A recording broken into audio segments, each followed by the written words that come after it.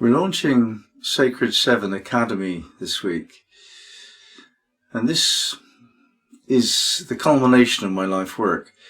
I've been studying esoteric secrets for 40 years, from astrology to tarot to runestones to Sufism to music and dance. I've really covered a lot of material, and I've come to a point now where I'm ready to say, well, this is my path. This is what I would suggest that would be useful for people. And it's a good time for me just to notice where we are in time, what's going on, and how the Sacred 7 Academy can respond to the needs of the moment. We've known about the coming of this period for decades. Those of us who have been involved in this work. Certainly by the 80s, it was a very hot topic of discussion that the end of this era of humanity's evolution is upon us. Now, whether that end was permanent, an existential event, we died off as a species, or whether it was a change point, a transformation, an awakening into a new dimension of consciousness, that isn't known even yet. We don't know. This is a battle that we can lose. And yet it's the battle that we must win in order to be recognized as deserving, shall we say, or ready for the next dimension of experience. People have spoken of the coming of a change of dimension for many a year. The Theosophists in 1890-ish spoke of this quite a lot. It just means an awakening to the next dimension of consciousness. So you can go through them on a personal level, and many of us have, like this eureka experience, and your eyes are opened wider. You can see more. You understand what's going on at a deeper level. More sensitivity is brought to every situation. We've had these awakenings individually.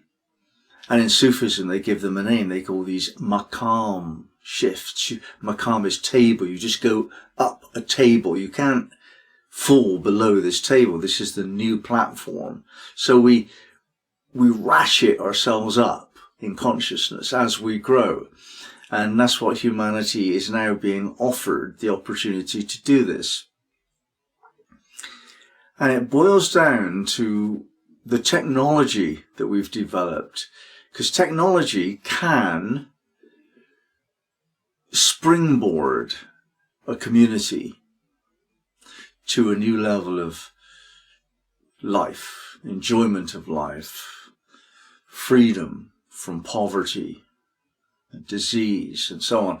We can move up to that level, provided we have developed the maturity not to abuse and misuse technology, which of course we haven't got there. The species has used technology to take a leap forward in the military side. This has been the case, and wealth, but those two things are so closely related.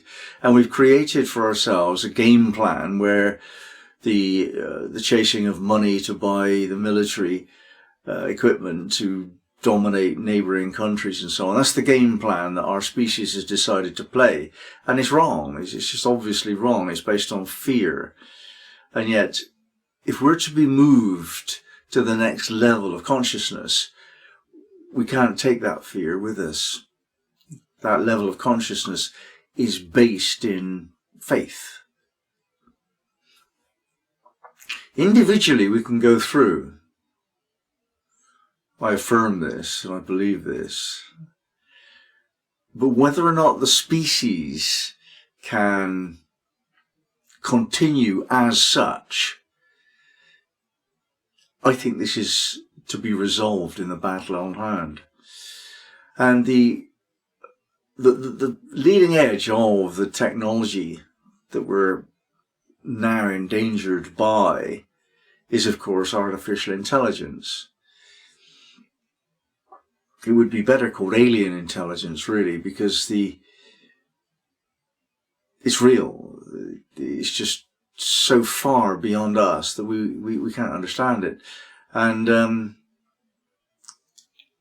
if we control this well enough, then it can serve our future, and we would move into a golden age where much is dealt with. Poverty, disease, inequality, all of the world's problems will just be dealt with because AI will make the decisions. But they will be making the decisions, not us. We will no longer be the primary species on the planet. And there's a lot of people that don't like that idea.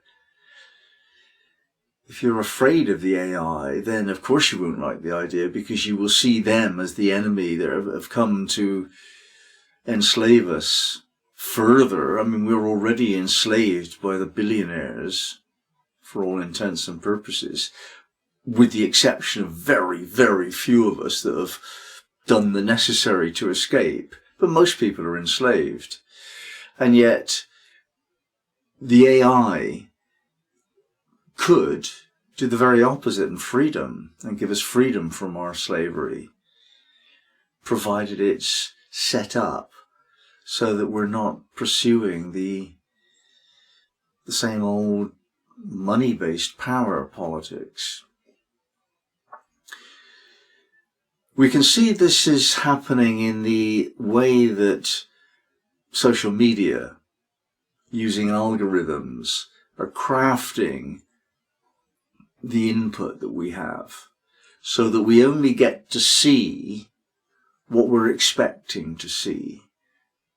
Now, this is news to a lot of people, that algorithms can do that, and how dare the social media giants do this to us. But in fact, I mean, we've been in this state of being ever since the beginning, throughout human history. That's what is taught in the Hindu teachings, the world of Maya. This is what is taught in Sufism, the word of Ishq. Whatever we yearn for and whatever we expect, that's what we see. And it's just being made obvious now by the internet. It was always the case. It is the case. It's the working principle of this particular life existence. So there's nothing particularly worse about the internet compared to what has always been. It's just more obvious now, and it's used to bring our attention to the inevitable results if we don't wake up to what's going on.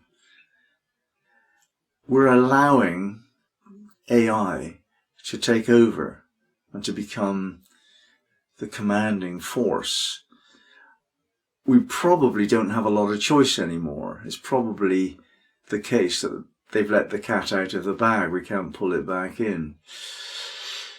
However, the way we program the AIs to operate, we can program them towards the benefit of all humanity, not just we want more money more quickly so that we can beat the opponent, which is how they're being programmed now.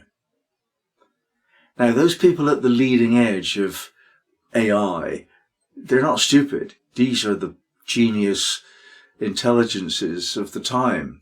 They're not stupid, but they're not awakened necessarily, because that requires us to enter the next dimension, which is resonant with faith. Faith takes us to that next dimension, because without faith we can't get there. The dimension that we're going to next is where faith operates, and so there is no fear. It's a loving place where abundance is the working principle, unlike where we are.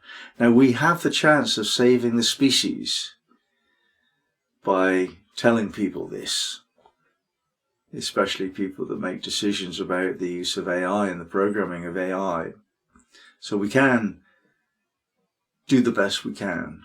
And we have to do that whether or not we've lost the game, or whether we're just, and therefore we're just sort of doing the right thing. You know, you've always got to do the right thing. But as I've said, the species itself might lose the battle. That doesn't mean that the individual is lost. Each of us individually can find our way. And it may be that our next incarnation will not be in the human species. There will be another track of our soul's development. And it sounds absurd to most people at the moment to think this way. But it sounds a lot more sensible for an older person to think this way. I haven't finished my expression of vitality yet by 1,000,000 lives. I've got so much more I'm interested in. So I'm looking at my next plan. What am I going to do next? Well, I'm going to have the choice in soul consciousness as to what form I take next. And it may not be human. I'm not very impressed with the human species. So I'll probably choose another one next time. And I think this is what we have to do. We have to awaken ourselves so that we can move on to the next journey of the soul. And in the meantime, while we're here, do the best we can to save the species. Humanity's got a lot going for it. It's music, it's dance and creativity. And the sadness that's arisen, the cruelty of a world based on fear, is something that we do need to look at, to experience, so that we understand and avoid it in future.